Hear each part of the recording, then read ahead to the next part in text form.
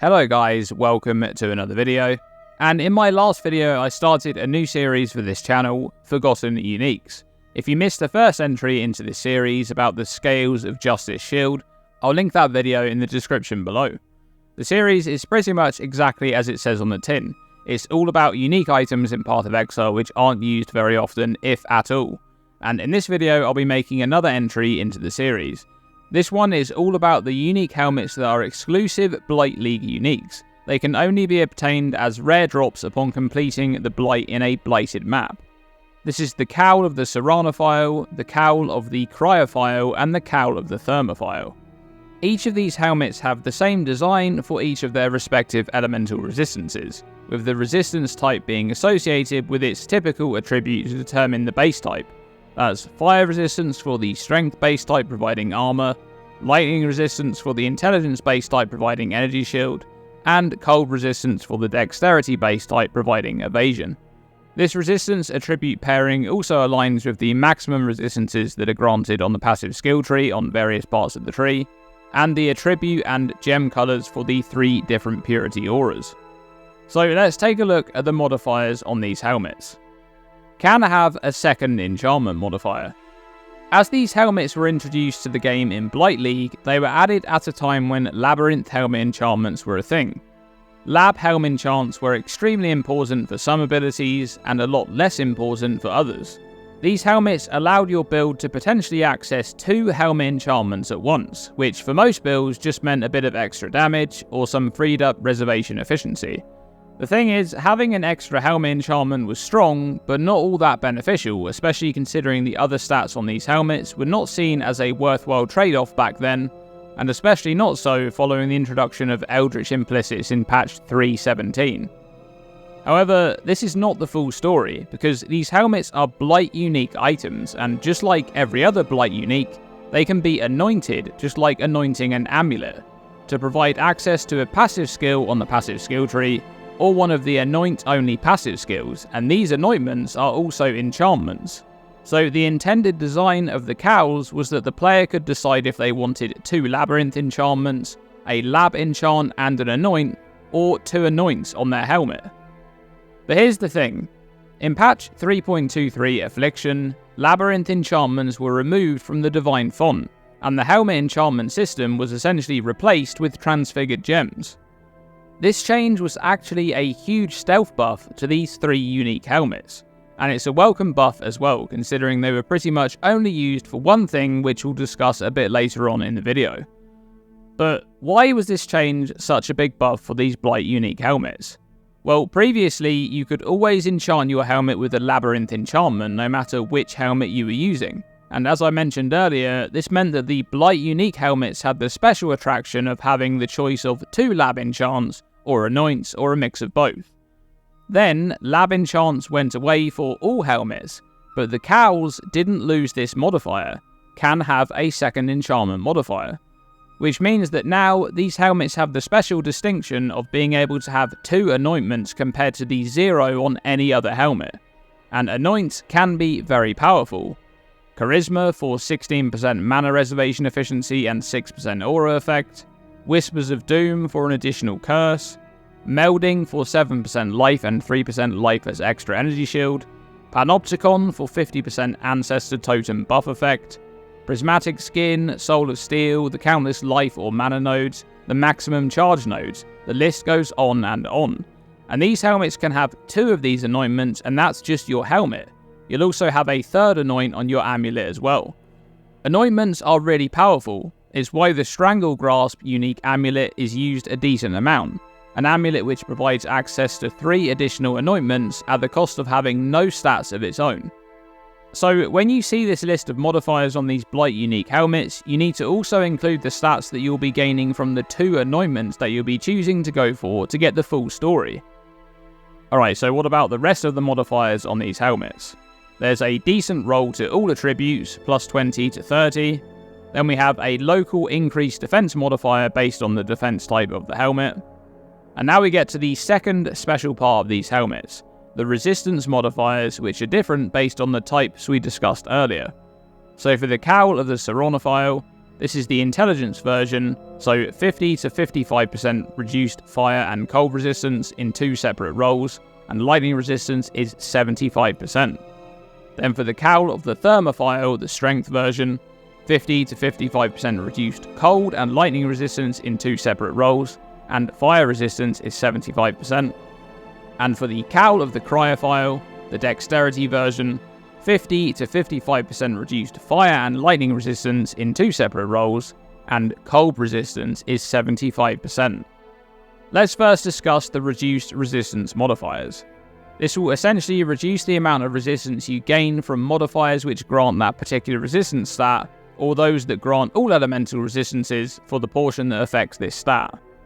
So with 50% reduced cold resistance, for example, a modifier that grants 50% cold resistance would instead grant 25%.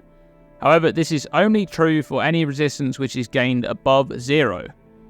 Once you've slain Kitava in Act 10, you'll have minus 60% baseline for all of your resistances.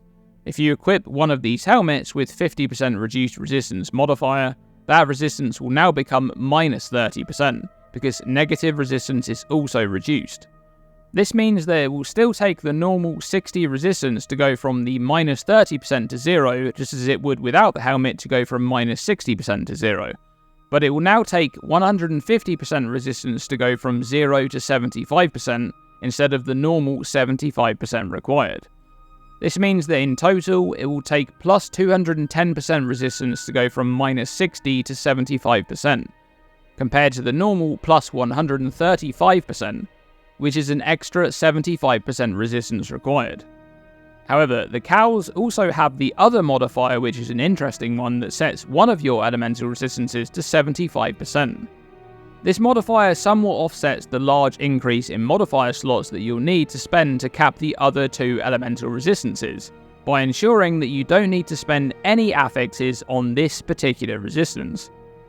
In a normal build, you'll need a total of 405% elemental resistance to go from minus 60 to 75% on all 3 elements. That's 135% for each. Using one of these unique helmets, you'll need 420% to go from minus 60 to 75% on the other 2 elements, assuming a 50% reduction modifier roll. That's 210% for each, while the 3rd element is already fixed at 75%. However, you may not need to worry about the other 2 elements, more on that in a moment. Let's first take a look at the fixed resistance modifier. For example, the one here on the Cowl of the Thermophile, fire resistance is 75%. This modifier sets your resistance value to 75%, but it doesn't interact with your maximum resistances in any way. This means that, for example, if you enter a map with minus max resistances as one of its modifiers, you'll still be affected by that decrease to your maximum resistance on this element. However, if you encounter mechanics which would lower your actual resistance value, such as a curse like flammability or elemental weakness, or fire exposure, these mechanics will have no impact on your resistance value since it's fixed at 75%. While we're on the topic of this modifier, since it's likely that I'll be asked about this interaction in the comments, how does this fire resistance modifier work with the Chieftain's Desadio Cleansing Water Notable? Well, it does exactly as it says. The modifier is applied at 50% of its value to both cold and lightning resistance, so it sets both of those elemental resistances to 37%. Now, it is possible to make use of damage shifting to ignore the other 2 elements, using modifiers to damage taken as. There are versions of Sublime Vision unique duel for Purity of Fire, Purity of Ice, and Purity of Lightning, which each make 30% of incoming damage of the other 2 elements be taken as damage of the aura element type. For example, one for Purity of Fire here, which makes 30% of cold and lightning damage be taken as fire damage. However, whilst these modifiers are very strong generally, they're not so good in combination with these Blight unique helmets, because you're unable to benefit as much from the maximum resistance that's gained from using a Purity aura. Whilst your maximum resistances will be increased, you won't be able to increase your actual resistance value above the fixed 75%, meaning the only time you actually benefit from the increased to maximum resistance from the Purity aura will be when you encounter a mechanic that lowers your maximum resistance of that element type, such as a map modifier or mechanics such as the Grates that snake across the arena during the Searing Exarch boss encounter. There's also the Divine Flesh Timeless Keystone to make 50% of all of the elemental damage that you take be taken as chaos damage instead. But be aware that this keystone will also prevent your energy shield from performing its normal action of absorbing damage. Tempered by War is another timeless keystone which will make 50% of cold and lightning damage be taken as fire damage, whilst applying a 50% less penalty to cold and lightning resistance. You probably don't want to try and cap cold and lightning resistance using Tempered by War and the Cowl of the Thermophile, because with 50% less and 50% reduced modifiers, you'll now need 360% to go to 75% on those stats. But fortunately, you actually don't need to do that, because you can make use of both Tempered by War and Divine Flesh at the same time, even though they're both timeless keystones, because of the existence of Mahuzottl's Machination. Now, I'm not going to go into a lot of detail about this shield in this video because that's another video entirely, one which I've actually already covered on this channel, and I'll link that video in the description below if you're interested. But by combining this shield with the Tempered by War keystone gained from a Lethal Pride duel, you'll no longer take any cold or lightning damage because 50% of that damage is taken as chaos, whilst the other 50% is taken as fire. This means that you can completely ignore the downside reduced and less resistance modifiers on the Cowl of the Thermophile and Tempered by War. However, this is not the only way that you could go about solving this problem, as there's other options available. The Dawnbreaker unique shield can roll up to 20% of cold and lightning damage taken as fire damage, and can be combined with the previously mentioned Sublime Vision Jewel for Purity of Fire, and the Tempered by War keystone to make 100% of all of the cold and lightning damage that you take be taken as fire damage instead. However, this is typically a very expensive option, and if you're using these mechanics to force 100% of cold and lightning damage to be taken as fire damage, you won't want to be using the Cowl of the Thermophile helmet anyway, because you'll absolutely be wanting to scale your maximum fire resistance, and likely also want to use the helmet slot for physical damage taken as fire instead. There's also the Flawed Refuge unique shield, which I've covered quite a bit on this channel. This one has a modifier which will make 40% of elemental hit damage be taken as physical damage instead. But the big problem here is that this modifier doesn't work for elemental damage over time, so whilst you can combine it with Divine Flesh to take 90% of elemental hit damage as chaos and physical damage, you'll still die to damage over time if you don't cap those elemental resistances. However, there's also the Font of Thunder, a unique shield exclusive to Heist blueprints. This is a fun one. This shield will make 40% of all of the cold and fire damage you take be taken as lightning damage instead. So you could combine it with Divine Flesh so that 90% of cold and fire damage is taken as either chaos or lightning damage, leaving only 10% of that damage as its origin type. The Font of Thunder also has 50% chance to be shocked, which is a very useful modifier for a self-shock build, and it also has a very good amount of evasion and energy shield there too. You could combine the Font of Thunder and Divine Flesh with the Cowl of the Thermophile and choose to ignore fire and cold resistance entirely. This would open up a potential synergy to make use of another unique item, Replica Nebulus, another Heist exclusive blueprint item. Replica Nebulus is a scepter which grants increased cold and fire damage per 1% of missing cold or fire resistance respectively, up to a maximum of 300% increased damage for each type. If you choose to ignore scaling resistance for those two elements, you'll easily hit this 300% cap even with a minimum damage roll on these two modifiers. You'll want to be making use of a damage ability which converts cold damage to fire damage, and ideally one which originated as physical damage converted to cold damage, to fully benefit from using the Hatred aura. Lastly, let's discuss something that you can do with these helmets, which is the main use case for them. Corrupting a cowl that's anointed can brick the item to be rare, but by doing this the anointments are maintained on the item. This means that you could make use of a rare helmet with 2 anointments without dealing with the awkward resistance modifiers on the cowls. However, you'll need to be quite lucky to hit some good modifiers on a bricked rare.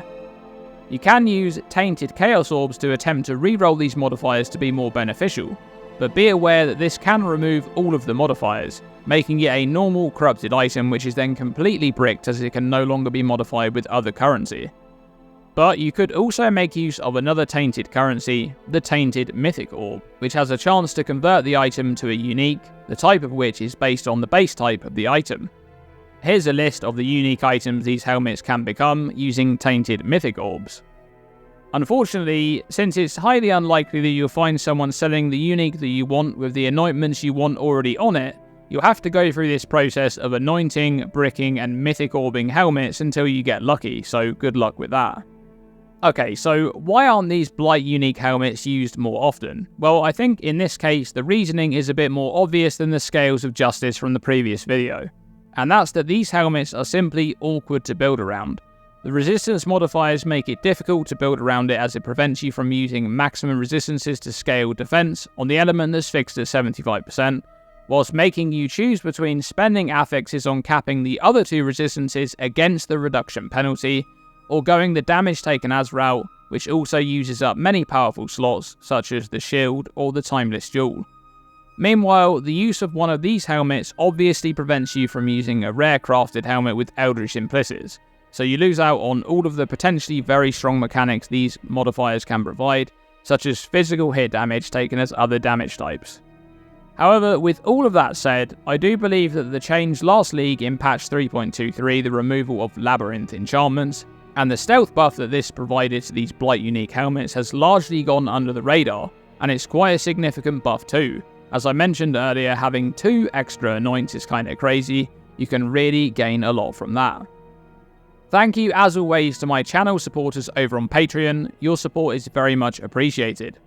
If you enjoy what I do here on YouTube, consider joining them and becoming a patron to support the growth of this channel going forward. All of the information can be found by following the link to Patreon in the description below. Thanks for watching this video, and I'll see you in the next one.